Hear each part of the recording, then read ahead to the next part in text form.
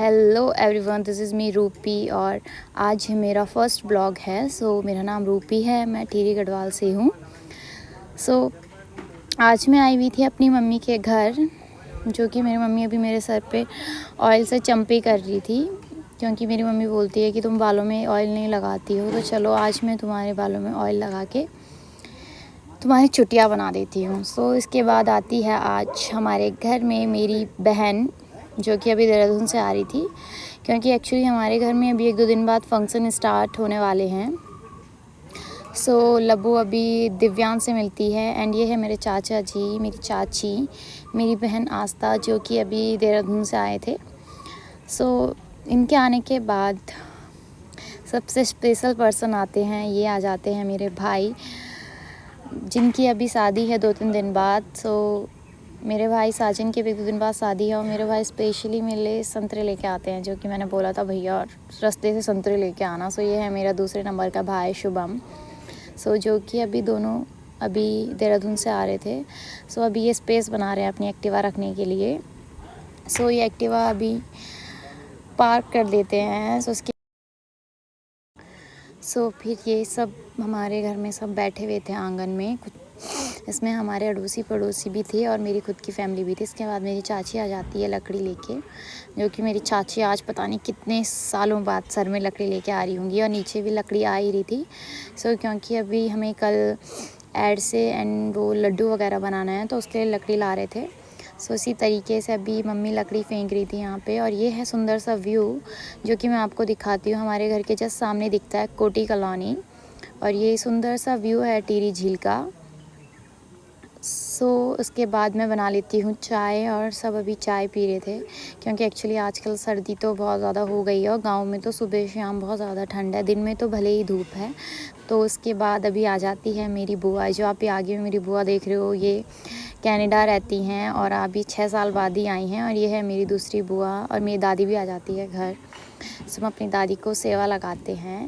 इसी तरीके से सब हम भाई बहन सब एक एक करके सबको मिलते हैं, दादी को मिलते हैं, क्योंकि मेरी दादी भी 1.5 महीने बाद आज घर आ रही थी। मेरे भाई तो बुआ से पहली बार ही मिल रहा था अभी, क्योंकि भाई भी 2 साल बाद घर आया है। इसके बाद चाचा जी सब एक दूसरे से मिलते हैं, एंड अभी लबों का टर्न था बुआ से मिलने का। इसी तरीके से आज मेरी पूरी फैमिली घर आई हुई थी, क्योंकि एक एक्चुअली यही टाइम होता है ना अब कि शादी या किसी स्पेशल फंक्शन में ही सारी फैमिली एक साथ मिलती है। तो इसीलिए मेरी बुआ भी 6 साल बाद कनाडा से आई थी कि बोल के मेरे भतीजे की शादी है, तो उस टाइम सब मिलेंगे। तो मेरी बुआ तो बहुत ही ज़्यादा एक्साइटेड हो रखी थी, क्योंकि मुझे एक्चुअली 3 दिन बाद कनाडा जाना है, तो मुझे बहुत इन्जॉय करना है कि अभी।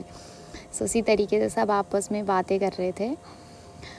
इसके बाद हो जाती है शाम, और जो कि अब आने वाला था हमारा घर का सामान। इस तरीके से हमारे शादी का सामान आ जाता है, राशन वगैरह। अभी सब राशन लेके आ रहे थे।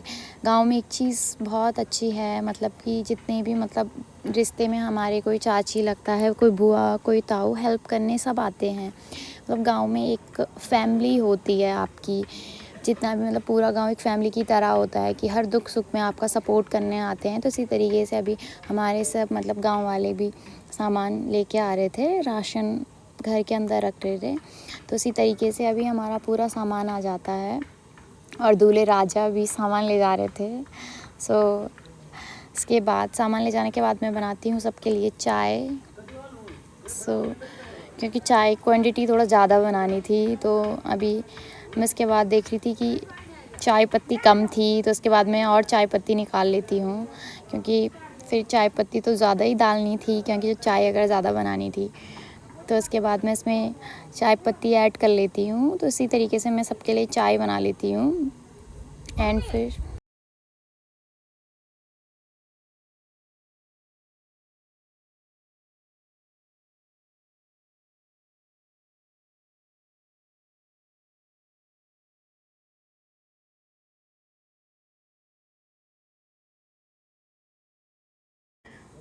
इसके बाद बन जाती है चाय। तो मैं अभी चाय को कप में डाल के सर्व कर रही थी। उसी तरीके से हमारे खाने की प्रिपरेशन भी होने लगी थी डिनर की। बुआ सब्ज़ी काट रही थी और मेरे चाचू जी आलू को छील रहे थे।